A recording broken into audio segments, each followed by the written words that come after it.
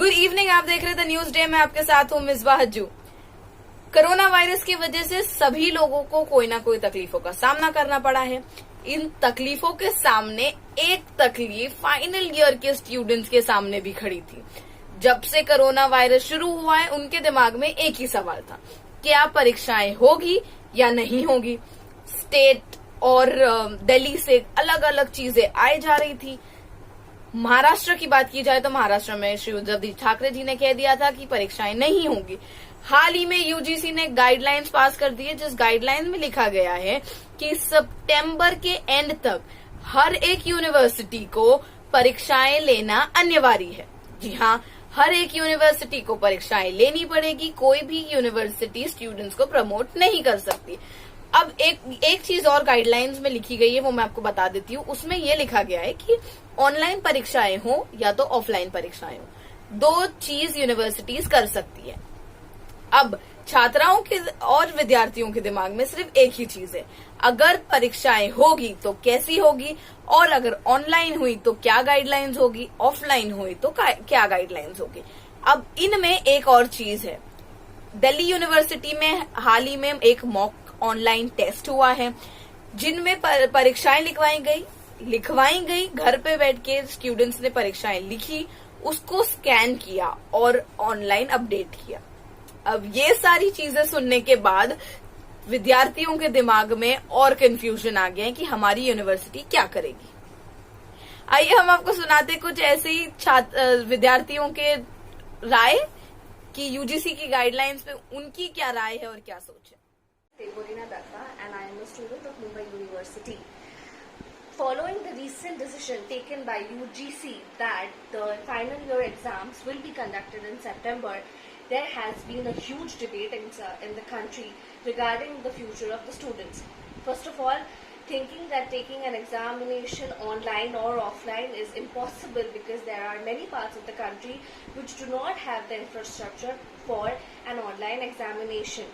Keeping in mind that there is an option for the offline exams as well, there are many students who come from outstations, which makes it impossible for them to attend the exam because they have already travelled to their native places. Secondly, there is no consideration for the health of the students because at an exam center there has to be a minimum of 500 to 1,000 students where there is a high chance of coronavirus getting spread. मेरा नाम नील बैनर्जी है, मैं मुंबई विश्वविद्यालय का एक छात्र हूँ। मैं आज आप सभी से इस बारे में बात करने आया हूँ कि छात्रों को लेकर जो नए रोज नियुक्तियाँ हो रही है, जो नए डिसीजंस लिए जा रहे हैं, जो टू एंड फ्रो एक कल्चर बन गया है कि रोज कोई नया डिसीजन आ रहा है, छात्रों को अपना मन बनाने के लिए कोई मौका नहीं दिया जा रहा, उनकी आवाज़ नहीं सुनी जा रही। पहले तो हमको आदित्य ठाकरे जी के ट्वीट से मालूम पड़ गया कि मुंबई विश्वविद्यालय में इस साल एग्रीगेट लेके पास कर दिया जाएगा। फिर गवर्नर साहब से कुछ और ट्वीट आए, और अब एक ऐसी बात आई है, पहली बार हमारे साथ ऐसा हुआ होगा कि private university, state university, central university कहीं पे भी हो पूरे भारतवर्ष में, उनके लिए एक रेगुलेशन यूजीसी ने जारी किया है कि सितंबर 2020 से पहले या फिर सितंबर 2020 तक ऑनलाइन या ऑफलाइन तरीके से ऑनलाइन एग्जाम्स या फिर ऑफलाइन एग्जाम्स कराए जाए।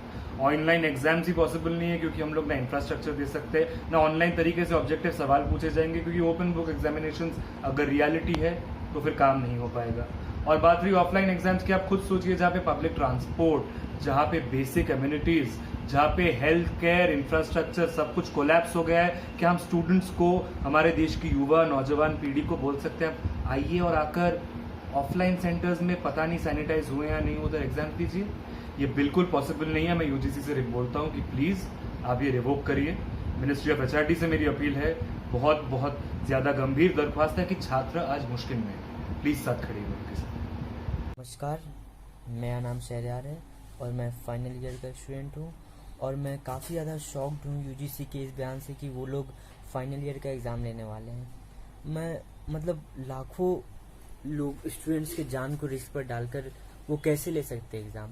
यूजीसी और मौजूदा सरकार से सिर्फ ये पूछना चाहता हूँ कि अगर एग्ज़ाम देने के दौरान किसी भी बच्चे को कोरोना होता है तो क्या वो इस बात की जिम्मेदारी लेंगे, क्या इस बात की गारंटी देंगे वो कि एग्ज़ाम के दौरान किसी भी बच्चे को कोरोना नहीं होगा और कोरोना से किसी भी बच्चे की मौत नहीं होगी। अगर किसी भी बच्चे की इस दौरान मौत हो जाती है एग्ज़ाम के दौरान कोरोना की वजह से, तो क्या उनके परिवार वालों को आप 4 लाख रुपए मुआवजा दे के उनका मुंह बंद कर देंगे? यही है ना, यही चल रहा है अभी आज के दौर में कि किसी की भी मौत होती है तो उसके परिवार वालों को मुआवजा दे दिया और फिर चैप्टर क्लोज। तो भाई इस बार ऐसा नहीं चलने वाला है। आपको इस बात की गारंटी देनी होगी कि हाँ, एग्ज़ाम के दौरान किसी भी एक भी बच्चे को या टीचर को कोरोना नहीं होगा, तभी हम लोग एग्ज़ाम देंगे, वरना हम एग्ज़ाम नहीं देंगे। Think that it is possible for a student to fly from some other state to their college and give those 2-3 exams in this difficult time?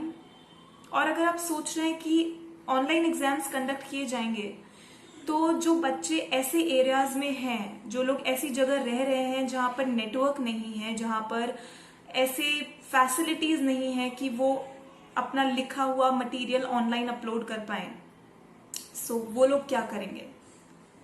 So I really appeal to UGC to think over this again, and I request them to take the aggregate of all 3 semesters of the students and upgrade them on the basis of that. तो आपने सुना सारे विद्यार्थियों के दिमाग में confusion, गुस्सा, ये सारी चीजें बहुत नॉर्मल हो जाती है जब कोई चीज की क्लैरिटी नहीं मिलती हमें।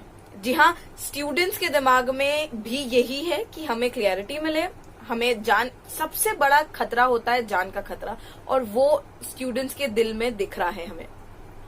जी हाँ, अब आगे तो हम यही कह सकते हैं कि यूनिवर्सिटीज को जो भी फैसला लेना होगा वो सारे विद्यार्थियों के हेल्थ को देखकर, उनके घर वालों के हेल्थ को देखकर लेना होगा, क्योंकि जब ऑफलाइन परीक्षा अगर डिसाइड होती है तो हम घर से निकलकर स्टूडेंट्स अपने अपने सेंटर्स जाएंगे, वहां परीक्षाएं कैसी होगी, वहां कोरोना फैलेगा नहीं फैलेगा, क्योंकि कोरोना के केसेस दिन पर दिन हर स्टेट में बढ़ते जा रहे हैं और इसके वजह से सबसे ज्यादा डर बैठ गया है स्टूडेंट्स के दिल में।